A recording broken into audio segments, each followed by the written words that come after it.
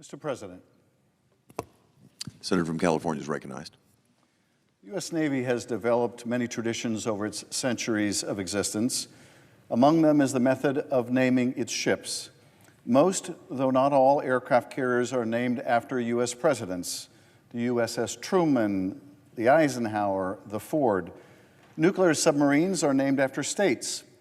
The Virginia class and the Ohio class, for example. The Navy is now partway through building its newest class of fleet replenishment oilers. These are the ships that resupply fuel to the rest of the Navy fleet and the aircraft operating on board those ships. These are the John Lewis class. I am immensely proud to have been a colleague of Congressman John Lewis in the House of Representatives, where I served alongside him from 2000 until his passing in 2020.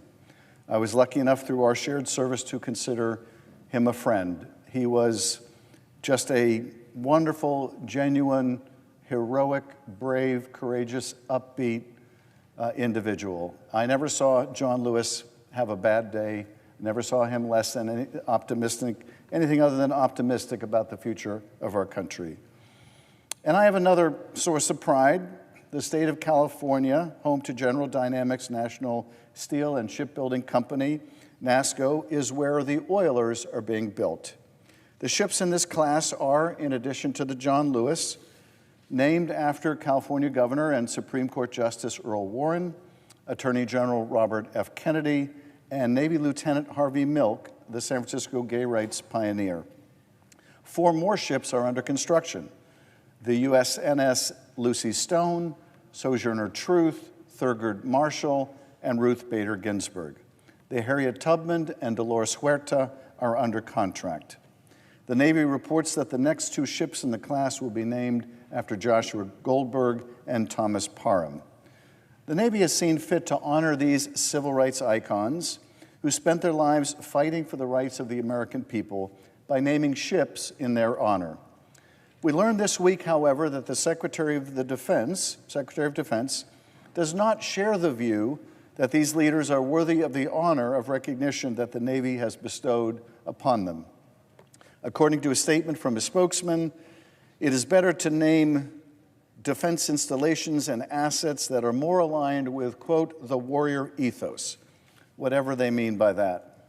The Secretary of Defense, who testified at his confirmation hearing that today constitutes the most dangerous moment we have been in since the end of the Cold War and possibly since World War II, that Secretary of Defense is spending his time ordering department officials to remove the name of Harvey Milk from the second oiler in the John Lewis class of ships.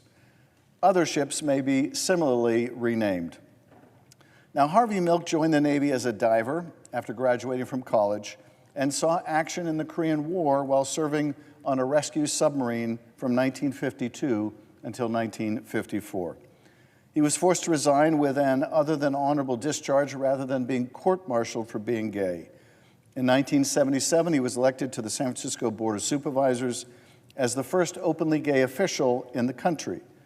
And on November 27, 1978, Milk was tragically shot by a fellow supervisor, Dan White. As many senators know, our former colleague, Dianne Feinstein, in whose seat I am now deeply honored to serve, was the first to find Harvey Milk's body after he'd been shot to death, and to whom the job of holding San Francisco together then fell. Dianne Feinstein was a co-sponsor of the USNS Harvey Milk with her name welded into the hull. One wonders if the Secretary of Defense will try to remove that as well. I suspect it is no coincidence that the Pentagon released the news of the renaming of the USNS Harvey Milk at the beginning of Pride Month, and while Washington, D.C. hosts World Pride. You can draw a straight line between the Department of Defense in this administration removing Jackie Robinson from its official site and its terminating the first woman to lead the military services and a well-respected African-American chairman of the Joint Chiefs of Staff, all without cause. I don't understand how these removals promote the warrior ethos.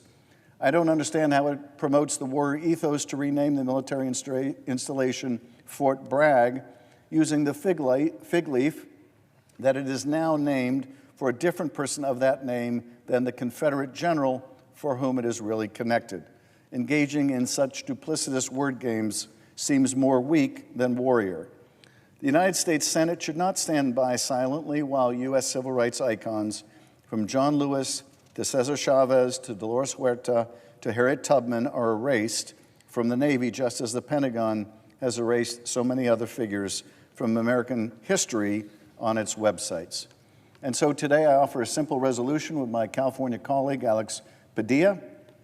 It says that the Senate believes it is important and worthwhile to honor civil rights leaders by naming ships after them, and expresses the Senate's view that the Department of Defense should not seek to remove these names.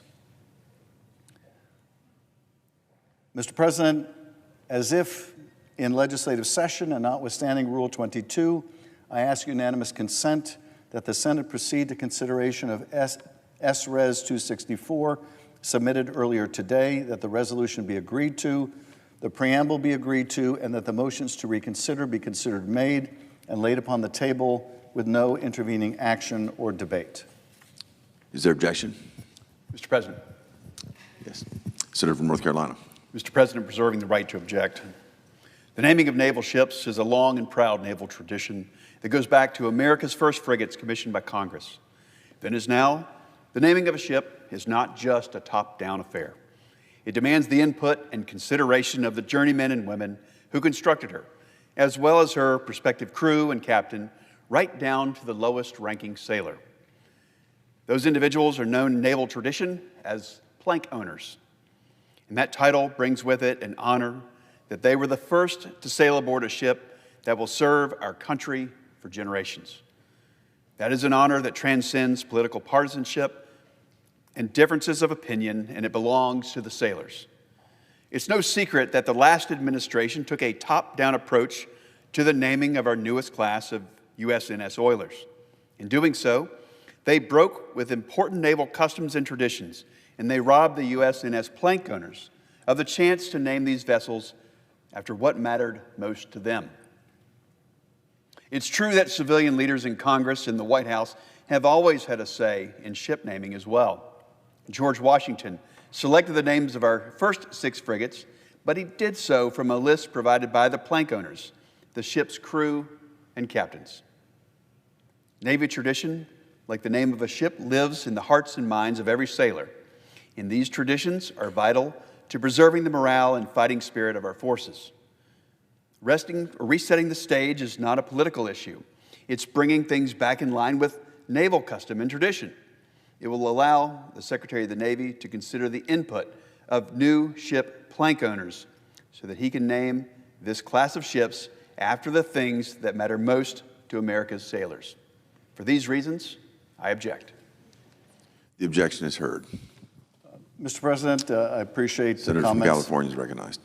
Thank you. I appreciate the comments of my colleague. Past presidents and secretaries of the Navy have named these ships. They've named them after civil rights leaders, John Lewis, Thurgood Marshall. Joshua Goldberg, who lived from 1896 to 1994, was drafted into the Russian Army in World War I, emigrated to the United States, and became the first Jewish rabbi to volunteer for naval service in World War II, rising to the rank of captain. Thomas Parham, who lived from 1920 to 2007, was ordained in 1944 and served in shore assignments during World War II, and then returned to active duty as a chaplain during the Korean War, serving in Japan and becoming the Navy's first African-American sailor promoted to captain. These are inspiring people. Honoring them by naming ships after them tells young people that the United States welcomes them, all of them. Naming ships may fall to the executive branch, but I think Congress, with its constitutional duty to raise armies and navies, has an important role to play. Even so, this resolution, all it does is express approval of the existing names. It does not force the Navy to keep them, but it says that the individuals that have been named are worthy of that honor and distinction, and I would urge my colleagues to support the resolution.